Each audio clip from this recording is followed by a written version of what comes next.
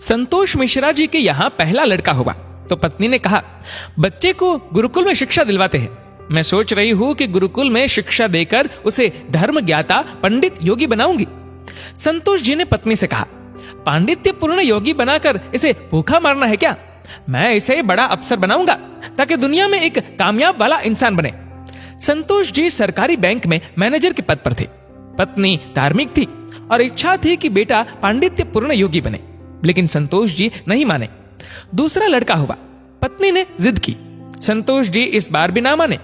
तीसरा लड़का हुआ, पत्नी ने फिर जिद की, लेकिन संतोष जी एक ही रट लगाते रहे, कहां से खाएगा, कैसे गुजारा करेगा, और नहीं माने। चौथा लड़का हुआ। इस बार पत्नी की जिद के आगे संतोष जी हार गए और अंततः उन्होंने गुरुकुल में शिक्षा दीक्षा दिलवाने के लिए वहीं भेज ही दिया। अब धीरे धीरे समय का चक्र घूमा। अब वो दिन आ गया जब बच्चे अपने पैरों पे मजबूती से खड़े हो गए। पहले तीनों लड़कों ने मेहनत करके सरकारी नौकरियां हासिल कर ली। पहला डॉक्टर, दूसरा बैंक मैनेजर, तीसरा एक गवर्नमेंट कंपनी में जॉब करने लगा। एक दिन की बात है, संतोष जी पत्नी से बोले, अरे भाग्यवान, देखा मेरे तीनों होनहार बेटे सरकारी पदों पे हो गए ना, अच्छी कमाई भी कर रहे हैं। तीनों की जिंदगी तो अब सेट हो गई, कोई चिंता नहीं रहेगी अब इन तीनों को। लेकिन अफसोस, मेरा सबसे छोटा बेटा गुरुकुल का आचार्य बनकर घर घर यज्ञ करवा रहा है, प्रवचन कर रहा है। जितना वह 6 महीने में कमाएगा उतना मेरा एक बेटा 1 महीने में कमा लेगा। अरे भाग्यवान, तुमने अपनी मर्जी करवा कर बड़ी गलती की। तुम्हें भी आज इस पर पश्चाताप होता होगा, मुझे मालूम है, लेकिन तुम बोलती नहीं हो। पत्नी ने कहा, हम में से कोई एक गलत है और ये आज दूध का दूध पानी का पानी हो जाना चाहिए। चलो अब हम परीक्षा ले लेते हैं चारों की, कौन गलत है कौन सही पता चल जाएगा।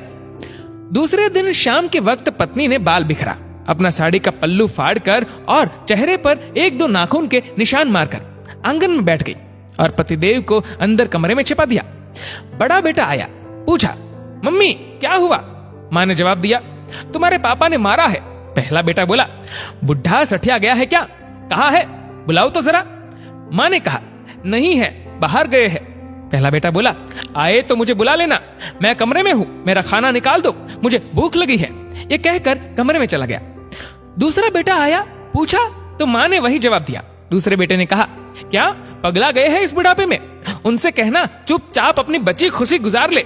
आए तो मुझे बुला लेना और मैं खाना खाकर आया हूं, सोना है मुझे। अगर आए तो मुझे अभी मत जगाना, सुबह खबर लेता हूं उनकी। ये कहकर वो भी अपने कमरे में चला गया। तीसरा बेटा आया, पूछा तो आग बबूला हो गया। इस बुढ़ापे में अपनी औलादों के हाथ से जूते खाने वाले काम कर रहे हैं। इसने तो मर्यादा की सारी हदें पार कर दी। ये कर वह भी अपने कमरे में चला गया। संतोष जी अंदर बैठे बैठे सारी बातें सुन रहे थे। ऐसा लग रहा था कि जैसे उनके पैरों के नीचे से जमीन खिसक गई हो और उसके आंसू नहीं रुक रहे थे। किस तरह इन बच्चों के लिए दिन रात मेहनत करके पाला पोसा, उनको बड़ा आदमी बनाया, जिसकी तमाम गलतियों को मैंने नजरअंदाज करके आगे बढ़ाया, और ये ऐसा बर्ताव अब तो बर्दाश्त नहीं हो रहा। इतने में चौथा बेटा घर में ओम ओम ओम करते हुए अंदर आया। मां को इस हाल में देखा तो भागते हुए आया, पूछा तो मां ने अब गंदे गंदे शब्दों में अपने पति को बुरा भला कहा।